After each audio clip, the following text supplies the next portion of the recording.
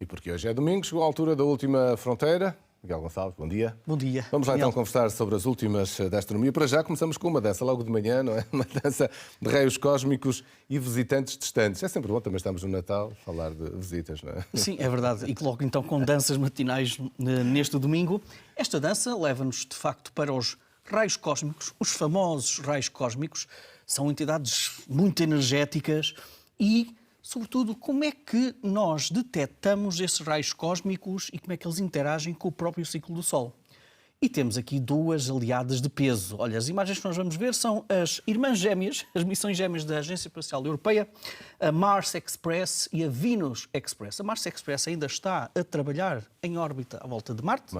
A Venus Express já não, mas quer uma quer a outra levavam no seu interior um sensor de plasma chamado ASPERA e que tinha de facto a missão de detectar, medir a quantidade de raios cósmicos que nós recebemos aqui nesta zona do Sistema Solar interior e depois tentar perceber se a frequência desta medição, o número de raios cósmicos que nós medimos, está ou não relacionado também com o ciclo de 11 anos de atividade do Sol. Nós sabemos que o Sol, ao longo dos 11 anos, vai de mínima a máxima e depois a mínima outra vez, tem uma variação da direção dos seus campos magnéticos e, portanto, há já algum tempo que nós sabíamos que quando o Sol se aproxima ou está numa altura de máximo, é mais difícil nós termos essa medição ou medimos menos raios cósmicos. E porquê? Porque, de facto, com o Sol mais ativo, protege-nos mais, digamos assim, destes raios cósmicos. Mas uma coisa é a teoria, outra coisa era nós termos essa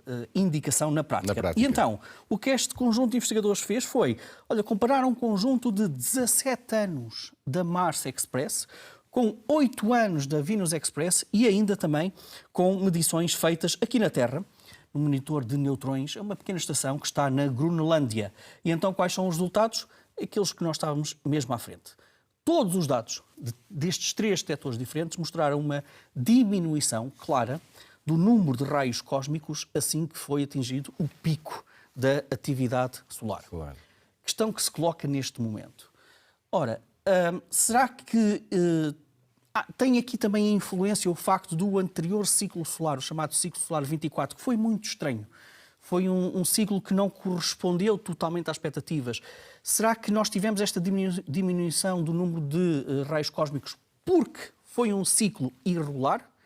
Ou seja, a expectativa agora é esperar por este novo ciclo que agora começou, o ciclo 25, e tentar perceber se de facto temos também ou não essa alteração na detecção de raios cósmicos.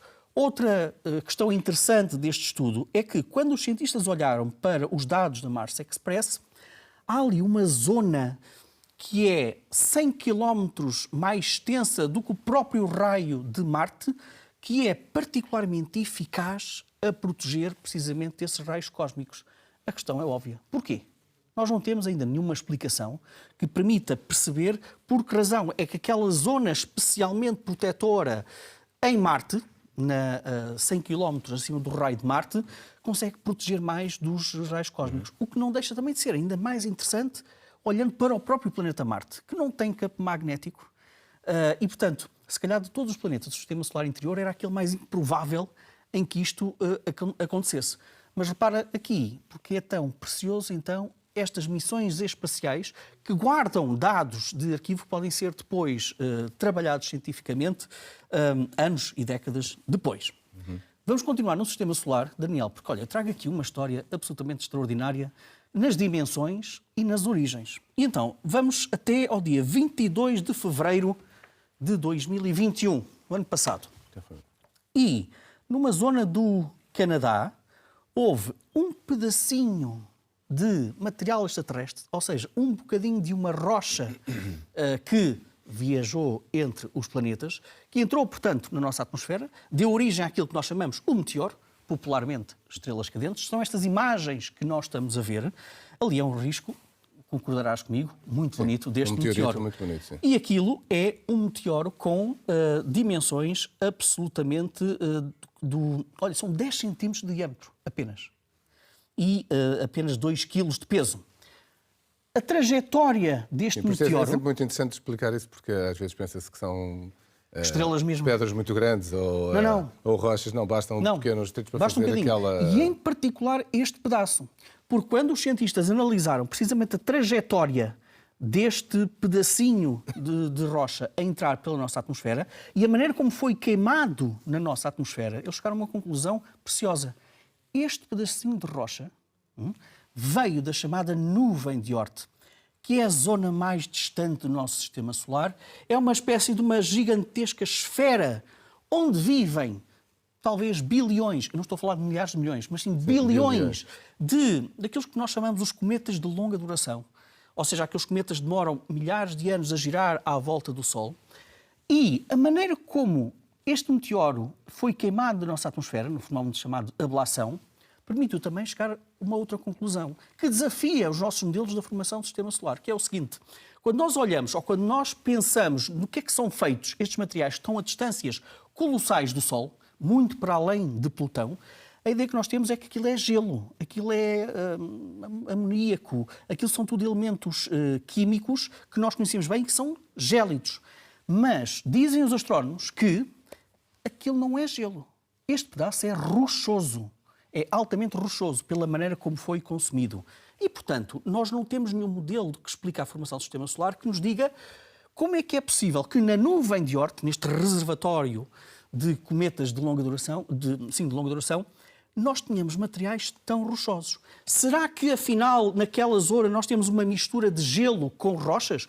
Como é que a rocha conseguiu formar-se a distâncias tão distantes do nosso próprio Sol? Portanto, repara todas as questões que lança um cavalheiro de 10 centímetros de diâmetro, pesa 2 kg e que só demorou 2,4 segundos nesta viagem pela atmosfera. E como os cientistas, repara, como conseguiram traçar a origem deste pedacinho. De origem. Olha, por falar em cientistas, agora aí um estudo liderado por investigadores do Instituto de Astrofísica e Ciências do Espaço, portanto, o estudo nacional. Foi um estudo que começou precisamente no Instituto de Astrofísica e Ciências do Espaço.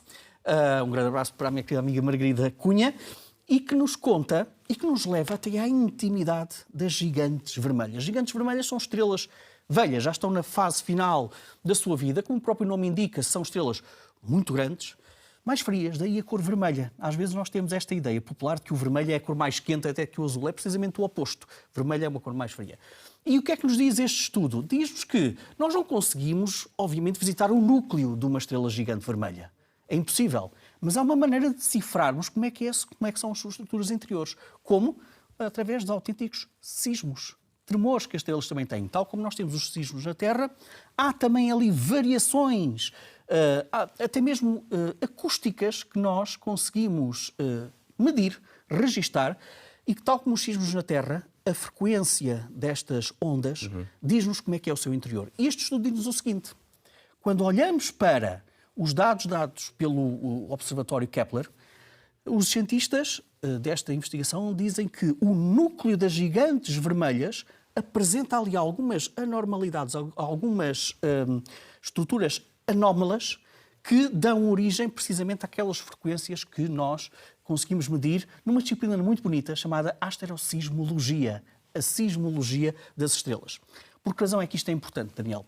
Bom, em primeiro lugar, são utilizadas as gigantes vermelhas para medirmos distâncias e para percebermos também a densidade galáctica. E, portanto, perceber muito bem estas variações das frequências das ondas, mas também porque isto faz-nos também pequeníssimas variações no brilho da estrela, é fundamental para estas temáticas. E depois, porque a fase final da vida do nosso próprio Sol são gigantes vermelhas.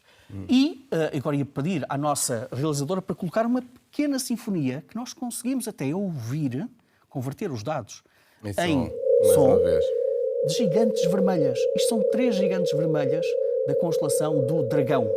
Obviamente que os cientistas, para nós ouvirmos isto, tiveram que aumentar a frequência de cerca de 3 milhões de vezes.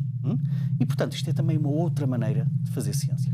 Olha, e se queres mostrar os livros, tens 30 segundos muito para fazer aí a coisa muito rapidamente. Vamos lá. Giorgio Parisi, Prémio Nobel da Física 2021. Espera aí, devagar, vamos vê-los ainda. A minha história na física, da Bertrand, é mais do que um registro biográfico, é uma declaração de amor do Prémio Nobel da Física sobre a física e como é que mete aqui estorninhos pelo meio. As projeções de 2030 de Mauro Guillain do Clube de Autor, porque tem aqui também muita ciência e tecnologia, como é que a tecnologia vai afetar o traço da humanidade até 2030. Para os mais pequenos, Mapas Espaciais, da Lilliput, é daqueles livros lindissimamente ilustrados, com informações preciosas sobre o mundo da astronomia.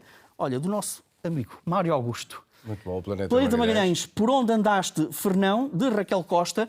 Para além de nos contar a história de Fernão Magalhães, tem também a própria narração de Mário Augusto. E depois uma sugestão muito pessoal. Não é uma novidade, não é uma novidade, é importante que se diga isso, mas como nós vamos falar muito da Lua no próximo ano, nos próximos anos, uma antologia de contos de ficção científica com a cabeça na Lua, da saída de emergência. E é assim que vamos fechar, com a cabeça na Lua e a atenção às notícias. Fechamos